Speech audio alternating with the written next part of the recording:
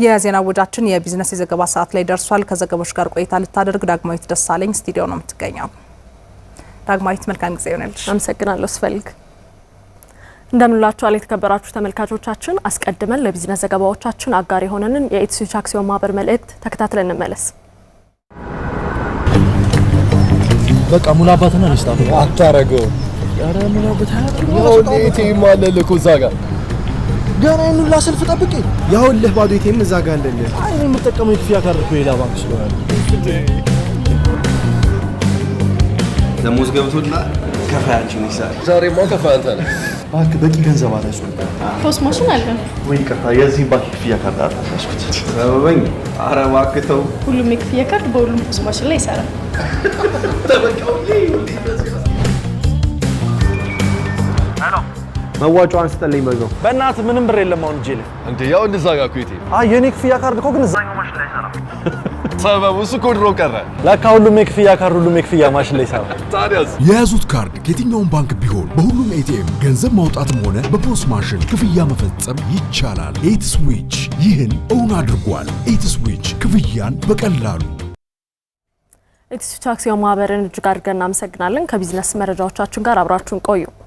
የኮሪደር ልማቱ የከተሞችን ገጽታ በዘመናዊ መንገድ እየቀየረ ነው። በዚህም ከተሞችን ለነዋሪዎችና ለጎብኚዎች ሳቢ ከማድረግ ባለፈ በሺዎች ለሚቆጠሩ ዜጎች የስራ ዕድል ፈጥሯል። ፕሮጀክቱ ሌሊትን ከቀን አቀናጅቶ የመስራት አዲስ የስራ ባህልንም አስተዋውቋል። አይቻልም የሚለውን የቆየ ልማድ በመስበር ፈጣንና ውጤታማ መሆንን ያስለመደው ይህ አዲስ የስራ ባህል ለሀገር በቀል ልማታችን ትልቅ መነቃቃትን ፈጥሯል። የኮሪደር ልማት ስራዎችን ክረምት ሳይደርስ ለማጠናቀቅ በቅንጅት እየተሰራ ነውም ተብሏል። ማማነሽ ገኔ ጉዳዩን በትንታኔ ታስቃኘናለች።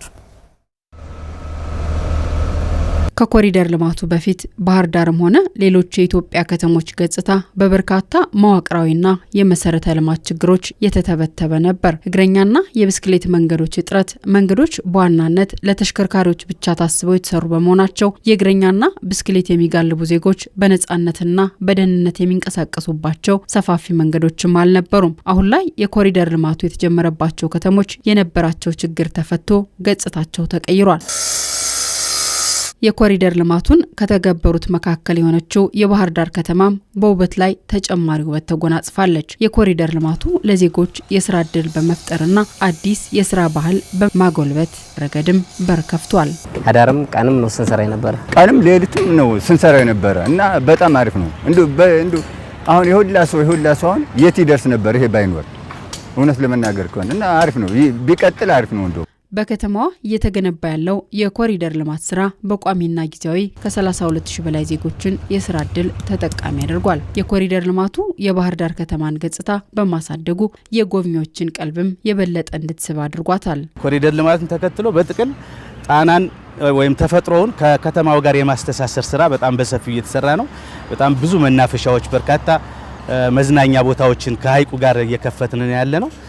ይሄ ለነዋሪዎችም ምቹ ለጎብኚዎችም ጭምር ማራኪ የሆነ እየተከናወነ ነው ያለው። በከተማዋ የተጀመሩ የኮሪደር ልማት ስራዎችን ክረምት ከመግባቱ በፊት ሙሉ በሙሉ አጠናቆ ለአገልግሎት ክፍት ለማድረግ የተጠናከሩ ስራዎች እየተሰሩ ስለመሆኑም ተነስቷል። አውትሶርስ ያደረግናቸው ክረምት ከመግባቱ በፊት ውላችንም እንደዚያ ስለሆነ በዚያ ጊዜ ውስጥ ስራውን ሰርተው አጠናቀው እንደሚጨርሱ ተግባብተናል። በዛ መሰረት ክትትል እያደረግን ነው ማለት ነው። የኮሪደር ልማቱ ስኬት በአንድ ከተማ ብቻ የተገደበ አይደለም። የአማራ ክልል ከተማና መሰረተ ልማት ቢሮ ምክትል ኃላፊ አቶ ሱሌማን ሸቱ እንደሚሉት ይህ ልማት በአጠቃላይ በክልሉ ከተሞች ውስጥ አዲስና ጠንካራ የስራ ባህልን ማጎልበት የተቻለበት ትልቅ ተሞክሮ ሆኗል። በክልሉ የተሰራው የኮሪደር ልማት ከ120 ሺህ በላይ ለሚሆኑ ዜጎች ሰፊ የስራ ዕድል መፍጠር ችሏል። ስራን በፍጥነትና በጥራት ማጠናቀቅ እንደሚቻል ተምረናል። በሁለተኛ ደረጃ የስራ ባህል አዳብረንበታል።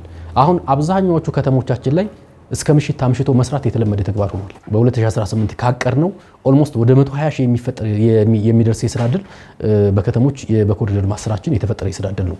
የከተሞችን ገጽታ በማሻሻሉ የኢንቨስትመንት ፍሰቱን በከፍተኛ ደረጃ ማሳድጎታል። ይህም የኮሪደር ልማቱ ሌላኛው ትሩፋት ነው። ይህንን ሀገራዊ ንቅናቄ በተመለከተ የኢትዮጵያ ጠቅላይ ሚኒስትር ዶክተር አብይ አህመድ የኮሪደር ልማቱ ከተሞችን ውብና ለሚኖሩባቸው ዜጎች ምቹ ከማድረግ ባለፈ የኢትዮጵያውያንን የስራ ባህል ወደ ላቀ ደረጃ ያሸጋገረና ይቻላል የሚል ስነ ልቦናን የገነባ መሆኑን በተደጋጋሚ ገልጸዋል። እዚህ ቦታ ላይ በጣም ብዙ ነገር ተምረናል። አንደኛ ስራ ተምረናል። በ3 ሺፍት ቀንና ማታ መስራት፣ በዝናብ ውስጥ መስራት ተምረናል። ንጹህ ነገር መስራት ተምረናል። መትከል ተምረናል። ማስፋት ተምረናል። እዚህ ውስጥ ስራ የመቻል ልምምድ አለ። እዚህ ውስጥ ለሀብታም የመኪና ጎዳና፣ ለድሃው ደግሞ የእግረኛ መስክ አለ። ለልጆች ደግሞ የባይክና የስኩተር ሌን አለ። አሁን ላይ ስራዎች ሁሉ በእቅድ ተከፋፍለው ጠንካራ የቅንጅት አሰራር በሰፈነበት መልኩ ክረምት ሳይገባ እንዲጠናቀቁ ሌት ተቀን እየተሰራ ይገኛልም ተብሏል። አጠቃላይ ከክረምት ጋር የተያያዘ ችግር ይገጥመናል ብለን አናስብም። ምክንያቱም ከተሞቻችን ኮሪደርን ሲሰሩ በፌስ ከፋፍለው ስለሚሰሩት ማለት ነው። በተለየ ደግሞ የምንሰራው መሰረተ ልማት አቅራቢ ተቋማቶች አሉ። ቴሌ አለ፣ መብራት ኃይል አለ፣ ውሃ አለ፣ ሌሎችም ተቋማቶች አሉ። እስከዛሬ በነበረው ሂደታችን ታሪካችን የሚያስረዳው የስራ ባህላችን እንደሚያስረዳው አንዱ ሲገነባ አንዱ የሚያፈርስበት ዘመን ነበረ። በኮሪደር ልማት ስራችን ይሄ ችግር የለም። የቅንጅት ችግራችን በከፍተኛ ሁኔታ ተፈቷል ማለት ይቻላል። የኮሪደር ልማቱ ያመጣቸውን መልካም አጋጣሚዎች ዘላቂ እንዲሆኑ የተገነቡ ዘመናዊ መሰረተ ልማቶችን በአግባቡ መጠበቅና መንከባከብ፣ የተጀመረውን የ24 ሰዓት የስራ ባህል አጠናክሮ ማስቀጠልና የተፈጠሩትን የኢንቨስትመንትና የቱሪዝም እድሎች ወደ ላቀ የኢኮኖሚ ጥቅም መቀየር ትኩረት የሚሹ ጉዳዮች ናቸው።